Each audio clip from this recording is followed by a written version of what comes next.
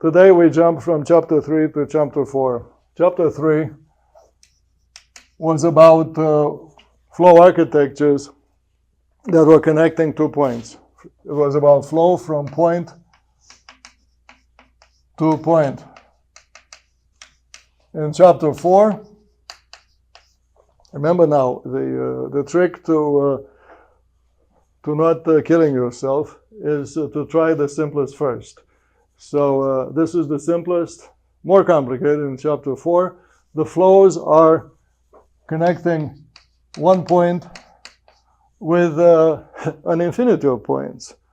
And that infinity is called either area or volume. You may think of it as a continuum of points, this right-hand side of the second line.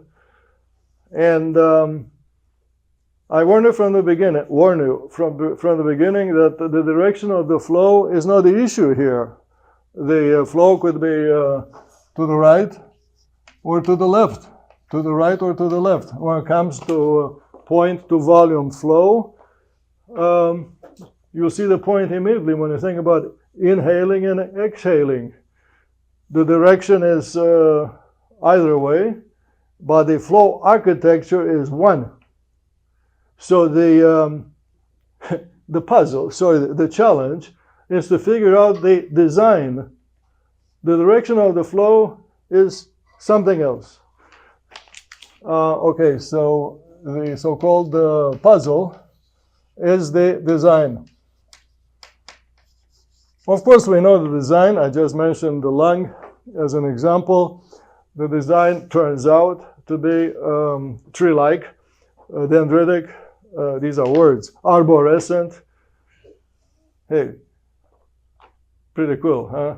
Dendritic, that's one word from Greek, which means tree-like. Dendron is tree in the Greek. And then arborescent is Latin for the same thing, meaning tree. And it looks like this, you see. You see this in the vascularized muscle. I mentioned, I don't know about your brain, I have not looked at it.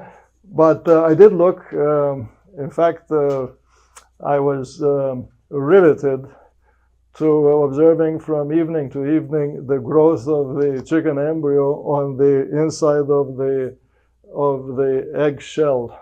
My father was a veterinarian, and it's a long story about that, but he had a lighting system that would show him the age of the fertilized egg, and this thing was growing from evening to evening, pretty much like the water, meaning a downpour on wet ground, shows you rivulets instantly, but they're morphing. They're always morphing, and they're showing you this design. So that is the observation.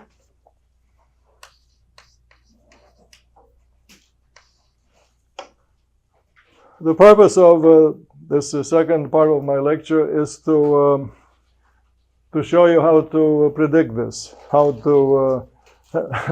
not to be surprised. So the question is, why? Why arborescent?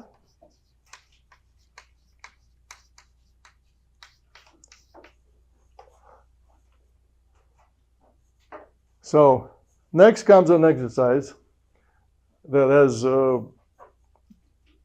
lot more to it than flexing your muscles of mathematical analysis. We make the simplest possible model of what we see here, meaning a channel. I make a channel with a particular thickness, but all the channels in the end will be very, very slender because I'll be assuming Poiseuille flow through them. So this channel has a length L1 and diameter D1. tubes. These are tubes. So this is a tube. And then this tube has two tributaries or two branches, each with a length L2 and diameter D2. And through this tube, in either direction, flows a stream called M dot. The stream flows symmetrically, meaning that exiting here is M dot divided by 2, and again M dot divided by 2.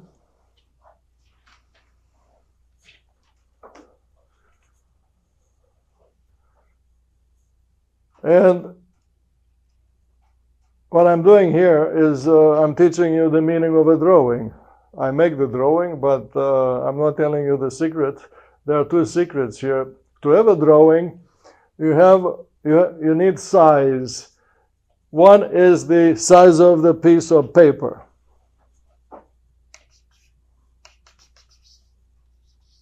And I call that the external size,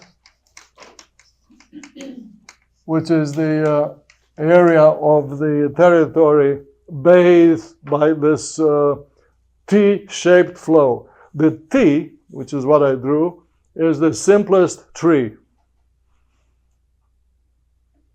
Interesting. These people, I did not check the origin of the word tree, okay? It's definitely not from Southern Europe. Why is the T simpler than a Y? It's simpler than this mustache that I drew here.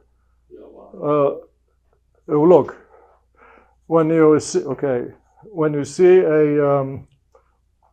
a blade of grass coming out of the ground, not a blade, a seed that's sprouting, it doesn't have to be buried in soil. The sprouting seed, here's the seed. It shoots two leaves. These are the leaves, we say. The leaves are actually flow architectures through which water comes out of the ground and eventually is evaporated into the air. The vegetation is like the extended surfaces in heat transfer. Vegetation enhances the mass transfer contact between the wet ground and the atmosphere. Without vegetation, the earth would be full of swamps. But so this drawing, rotated 90 degrees, is a drawing of the any sprouting seed that invades the atmosphere, tiny, tiny, tiny. There are videos about in what do you call it, fast-forwarded motion. Yeah. Time lapse, right? Yeah. Okay. All right. So the size, overall size, is L1 times 2L2, and clearly this is a constraint because the page of the paper, the piece of paper is. You cannot stretch it, you cannot compress it, so fixed. In doing this sketch, I also made an assumption, which is that in this case, the profile of the flow architecture has its own size. And I call that the internal size, meaning the flow volume.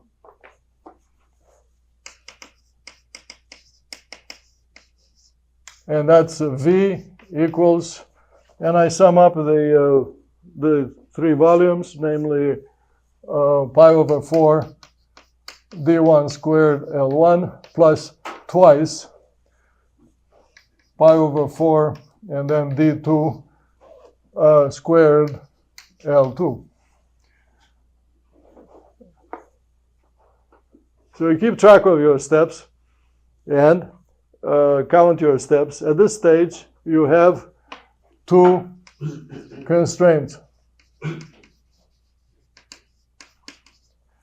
But that's just the beginning. To make a drawing, the drawing has a message or a look,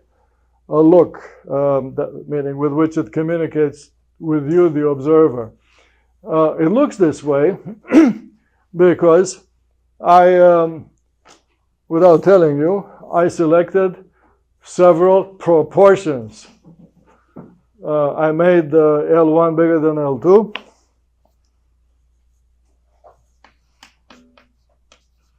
And I made D1 bigger than D2.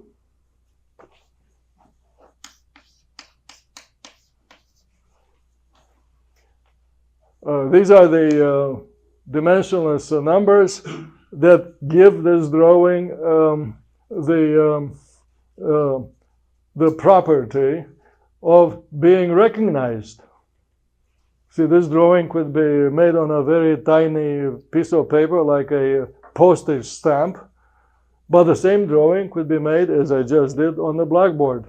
But regardless of its external dimension, the drawing sends the same message, which is that this is Adrian's simple way of beginning to teach how to predict the simplest tree flow architecture in nature.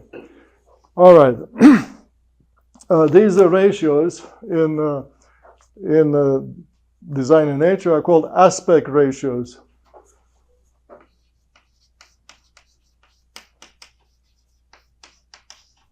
And they are clearly up to you.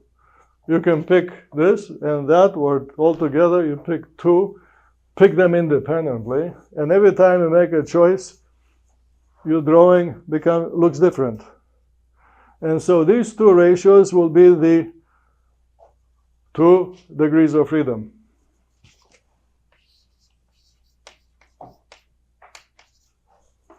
Two degrees of freedom. Important to, again, count your steps and recognize that when you make the drawing, I mean, most people, say artists, are not thinking this way about the degrees of freedom and constraints.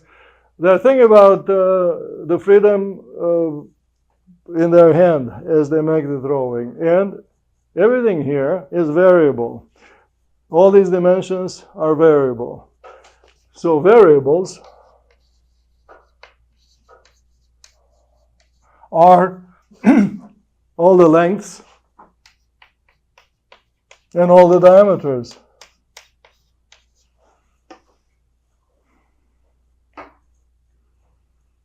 And now a very important item to learn. The variables are 4.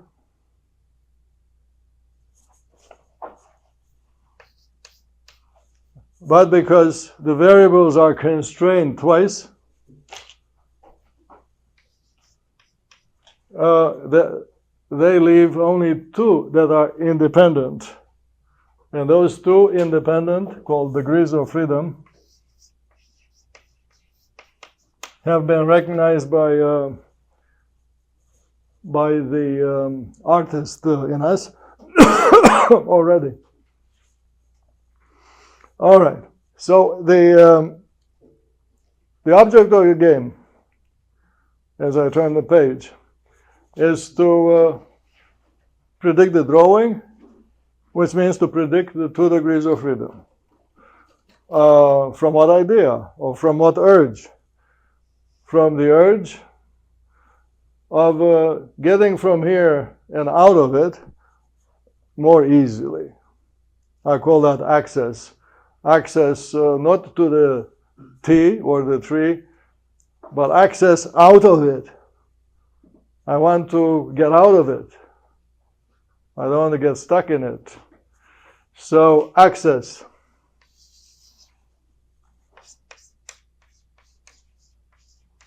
When it comes to flow through tubes, access, or in this case lack of access, is measured in terms of the pressure difference or the pumping power that's responsible for pushing this stream through the hole. Yeah, what is that pressure drop? The pressure drop is measured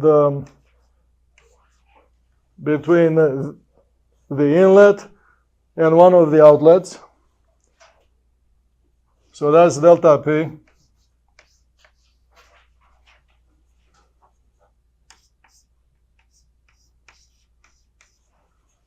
And that pressure drop is the sum of two.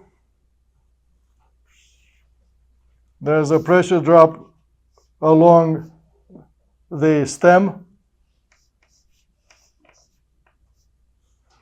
and a second one along the branch or the tributary.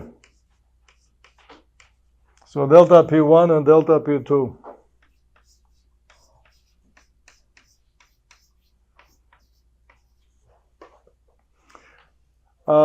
Okay, let me step back to this place in the presentation. The fact that the directional flow is not an issue should alert you to the fact that there are two ways to speak, two ways to describe or to tell the same story. There are two directions of flow. Then it means that you could describe this drawing as a stem bifurcating, number two, into two branches, or if the flow is in the other direction, two tributaries feeding a so-called mother channel in hydraulics, in river morphology. Well, in the river basin, the flow is always from right to left, not from bifurcating, but from pairing into larger and larger, wider and wider channels. You have a pairing in the river basin. You have a bifurcation in the delta. That's another example of the direction of the flow not affecting the architecture.